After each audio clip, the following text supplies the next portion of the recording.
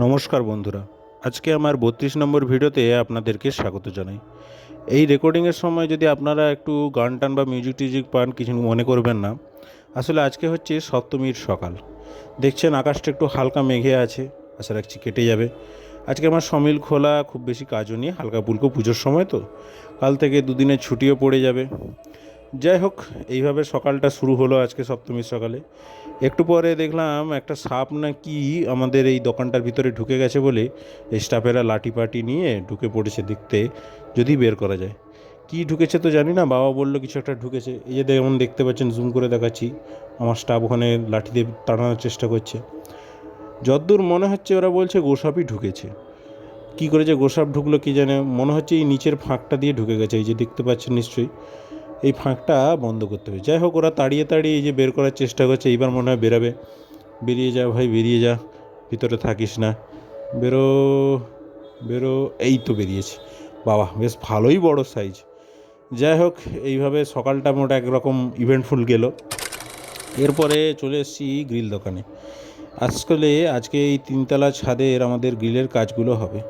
ওখানে জানলাগুলোর গ্রিল এই যে সব রেডি হয়ে গেছে, ওরা ওজন টোজন করছে, আমি ওই ওজনটা দেখে নিচ্ছি। এবার এইসব রেডি হওয়ার পরে ভ্যানে উঠে যাবে, উঠে এবার তিনতলা জানলাগুলো পুরো সেট হয়ে যাবে। যাই হোক, এইভাবে তারপর সমিলে এসে দেখলাম ওরা নিজে নিচটা ঘিরে দিয়েছে যাতে পরে গোসাপ টোসাপ না ঢুকে। আশা রাখছি আর ঢুকবে না। তারপরে দুপুরবেলা বাড়ি চলে এলাম। এই যে একটা গিফট এসছে, একটা স্পেশাল একজনের জন্য একটা স্পেশাল গিফট এসছে সারদিয়াতে। যাই হোক, ওকেই তো এই গিফটটা দেওয়া, ওর জন্যই এসব। এই পুজোতে ওকে এই গিফটটা দিলাম। এই যে গিফটটা ও কাটবে, এবার কেটে নিচ্ছি। আমি এটা অ্যামাজনেই অর্ডার করেছি। অফার টফার মোটামুটি ঠিকই ছিল। এই হচ্ছে ওর গিফট। এবছর পুজোয় ওর গিফট হচ্ছে ভিভো V55। এই ফোনটা বেশ পছন্দ ছিল ওর, তাই এই ফোনটাই ওর জন্য অর্ডার করেছি। আশা রাখছি এই ফোনটা ভালোই হবে। আপনারা যদি কেউ ব্যবহার করে থাকেন নিশ্চয়ই জানাবেন এই ফোনটা কতটা কি ভালো না খারাপ না কী অবস্থা। যাই হোক, এই কালারটা নিয়েছি ওর জন্য। কেমন লাগছে কালারটা নিশ্চয়ই আপনারা জানাবেন। এই যে বেশ, আমার তো বেশ ভালোই লেগেছে এই কালারটা। আপনাদের কেমন লাগছে নিশ্চয়ই জানাবেন।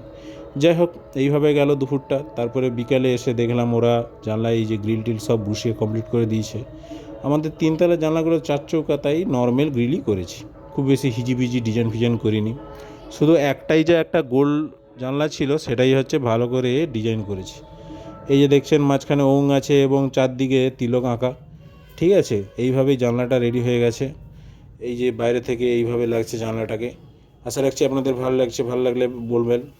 যাই হোক, দোতলাতেই শুধু বাকি আছে, দোতলার গ্রিলটা হয়ে গেলে কমপ্লিট হয়ে যাবে।